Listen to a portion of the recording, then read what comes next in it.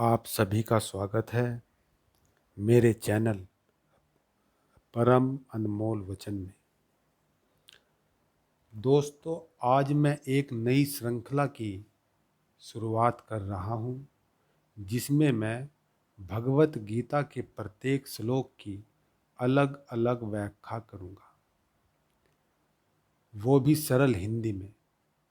यह व्याख्या मैं ओशो के गीता दर्शन के आधार पर करूँगा, जिसमें आचार्य रजनीश ओशो जी ने गीता की बहुत ही विस्तृत और गहन व्याख्या की है। तो आइए इस यात्रा की शुरुआत करते हैं गीता के प्रथम श्लोक से।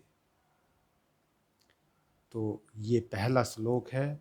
धृतराष्ट्र बोले, हे संजय, युद्ध भूमि कुरुक्षेत्र में युद्ध की इच्छा से एकत्रित हुए मेरे और पांडवों के पुत्रों ने क्या किया।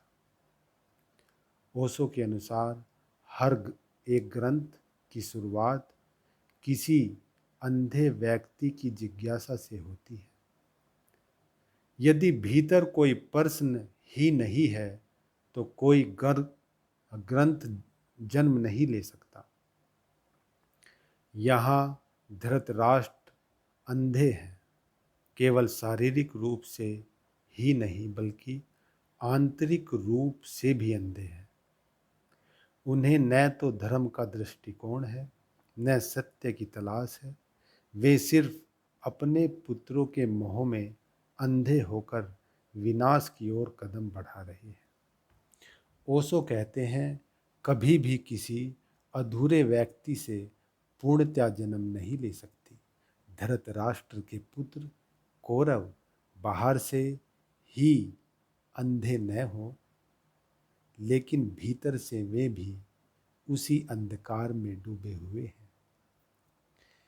इस पहले ही श्लोक में धृतराष्ट्र का भय स्पष्ट दिखता है।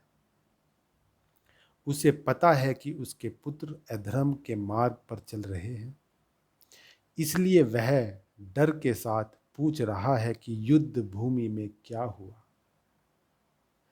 जब भी कोई अधर्म करता है, उसके भीतर यह डर हमेशा बना रहता है कि बुराई का अंत बुरा ही होगा।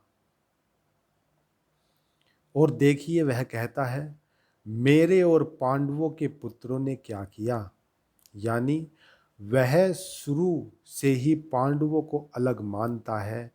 यह उसकी मोह में डूबी हुई दृष्टि को दर्शाता है। तो दोस्तों, यह था गीता के प्रथम श्लोक का ओशो के दृष्टि से विश्लेषण। अपने विचार कमेंट में ज़रूर लिखें। मैं जल्द ही अगला श्लोक लेकर आऊँगा व्याख्या के साथ। तब तक के लिए कृष्ण की भक्ति में खो जाइए। जय श्री कृष्ण।